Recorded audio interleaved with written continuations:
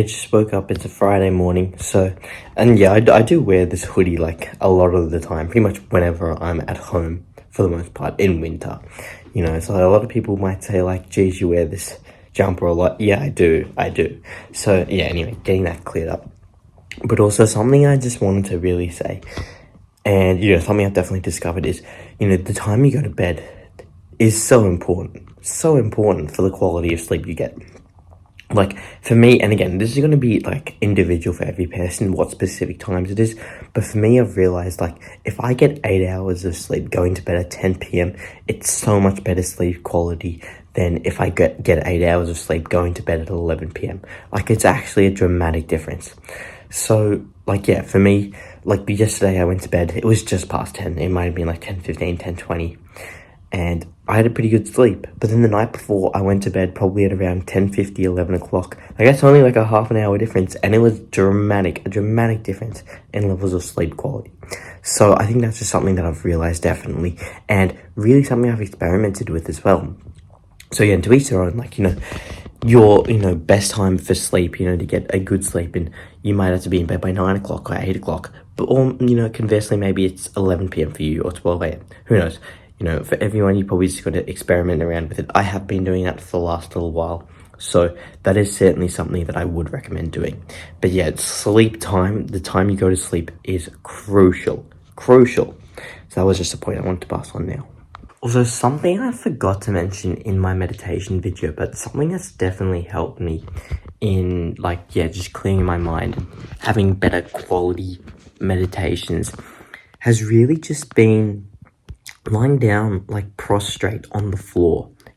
Like, a lot of the time, if you're on, like, Medita or something, like the guy at the start will say something like, sit in an upright position. And if that works for you, by all means, go for it.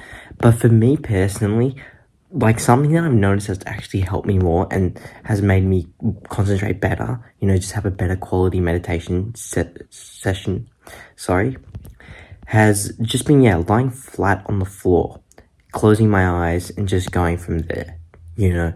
I don't know what it is, but I just seem to always, pretty much always, yeah, have a better meditation session when I am lying down on the floor flat rather than, like, yeah, sitting upright. So, if that's something you're interested in, maybe try that out. Again, with these things, you probably can't just try it out once and then say conclusively, is it good, is it bad? You got to do it a few times. So, yeah, give it a go and, yeah, see how you like it, definitely.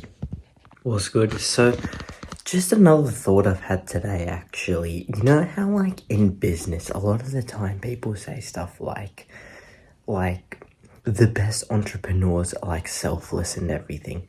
But a lot of the time, it can be kind of difficult, I feel like, to think, like, who do you want to serve and everything, like, what type of people? It can be difficult to actually get them in the first place.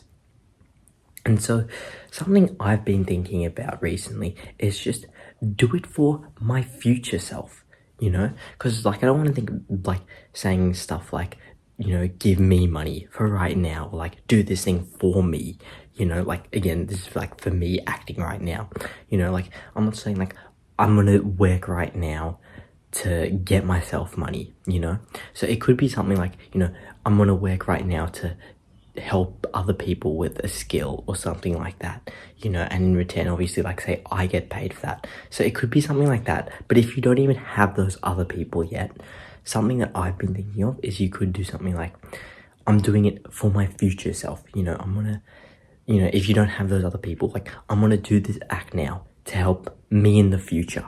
That's me being selfless for me in the future. Hopefully that makes sense. I think that's just something I've been thinking of for the past few days. So, for example, say I'm gonna go outside now, do a bit of dribbling with a soccer ball just for fun and everything. But, also, I guess, to become a better person, get some exercise in and everything, even though I've already done a bit today. But, like, I'm doing that for my future self, so my future self can improve. I'm not doing it for me now just so I can go off and have fun.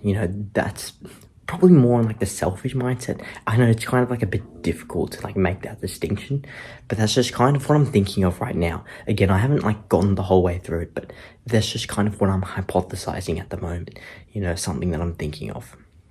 Yeah, I just watched that last clip back that you guys just saw. I feel like I was just speaking gibberish, to be honest, so hopefully something out of that made sense. I'm not really sure though if it did. But on a side note, I did hit 140 in dribbling, so that's a new PB for myself. So that's just like straight, in dribbling up in soccer. So just like, yeah, like keeping the ball up and everything. So that's pretty good. That's pretty good. 140. So yeah, my previous was 113 to that. So, decent improvement. Regardless, something else that I was also thinking was, I've got a few tidbits today. But yeah, this next one is about how when you're giving someone advice, or even when you're trying to persuade someone, you've really got to try to not like explicitly tell them. You've almost got to like lead them to it without finally telling them what you think they should do. It's almost like that old quote, you can lead a horse to water, but you can't force it to drink. So, an example of that. A few weeks ago, one of my friends actually broke up with his girlfriend. And he actually came to me for advice. I guess just as friends do, it wasn't anything major or anything, But he came to me and he was like asking like what he should do, asking for advice and stuff. And I kind of like told him what I thought he should do in that situation. But like, I didn't say explicitly, do this, I kind of said it in a bit of a roundabout sort of way, where it's like, I'm leading him to get to that place, and I'm saying, like, basically the process of what he should do to get there, without saying that final answer. And lo and behold, he actually ended up doing pretty much what I wanted him to do. And obviously, like, I was saying it from the standpoint of, I would, like, what's best for him. I wasn't saying it, like, maliciously to try to get him to do something bad or something, obviously, so, yeah, he ended up doing that. And what's interesting is, he actually did have a few other friends who he'd spoken to. I think maybe another 3, 4, 5 people asking, advice to them as well for what he should do in this situation. And, like, they all pretty much said, like, forcefully, they pretty much filled in that gap at the end, saying, you should do this, saying like, that's what they think is the right thing to do, and they put it pretty bluntly. And when he was talking to me, he was saying like, he didn't really want to trust those people, he didn't really want to listen to them. And it didn't really click for me in that moment, but upon reflection, it actually has. That it's like, a lot of the time, human nature is just that, like, everyone wants to be independent. They always want to think that, like, they know what's best for themselves.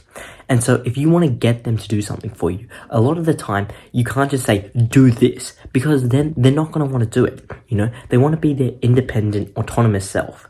So I think that's just something that I've learned, like, try to lead someone to the answer or to a point, but don't, like, tell them specifically what to do.